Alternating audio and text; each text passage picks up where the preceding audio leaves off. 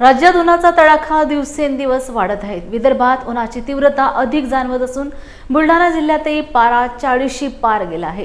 या वाढत्या तापमानामुळे उष्माघाताचा धोका वाढला असून जिल्हा आरोग्य विभागाने त्या दृष्टीने कंबर कसली आहे।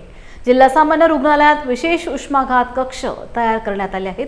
बुलढाणा शहरासह जिल्ह्यात उन्हाच्या झळा तीव्र झाल्या आहेत। दुपारी 12 ते 4 या वेळेत रस्त्यांवर शुकशुकाट पाहायला मिळत आहे। उष्णतेच्या लाटेमुळे नागरिकांच्या अंगाची लाही होत असून वाढत्या तापमानाचा परिणाम जनजीवनावर दिसून येत आहे। वाढत्या उन्हाच्या पार्श्वभूमीवर उष्माघाताच्या रुग्णांना तातडीने उपचार मिळावेत यासाठी बुलढाणा जिल्हा सामान्य रुग्णालयात विशेष खबरदारी घेतली जात आहे।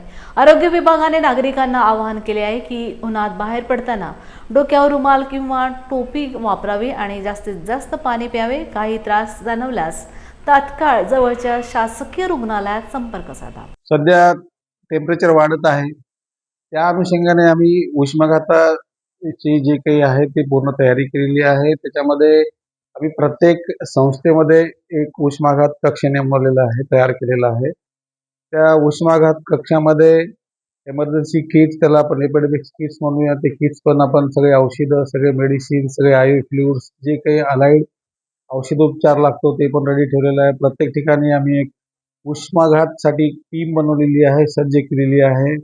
आमच्याकडे प्रत्येक इन्स्टिट्यूटला कूल रूम तयार केलेली आहे। तर या आणि खाली आम्ही प्रत्येक MS ला पण पत्रव्यवहार करून ते सगळे तयारी करून घेतलेली आहे।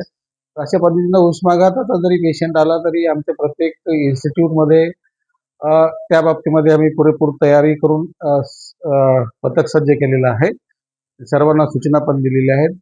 तरी जनतेला आम्ही असं आवाहन करू, जर असं कुठला काही पेशंट आढळला, कुणाला काही त्रास झाला तर आमच्या नजीकच्या संस्थेमध्ये त्यांनी संपर्क साधावा आणि ट्रीटमेंट करावी। आणि त्याचबरोबर कोणीही उन्हामध्ये अननेसेसरी विनाकारण फिरू नये। आपल्या शरीराचं हायड्रेशन, पाणी पुरेपूर पाणी ठेवावं, शरीरामध्ये पाण्याची पातळी व्यवस्थित ठेवावी, प्रॉपर हायड्रेशन ठेवावे, जेणेकरून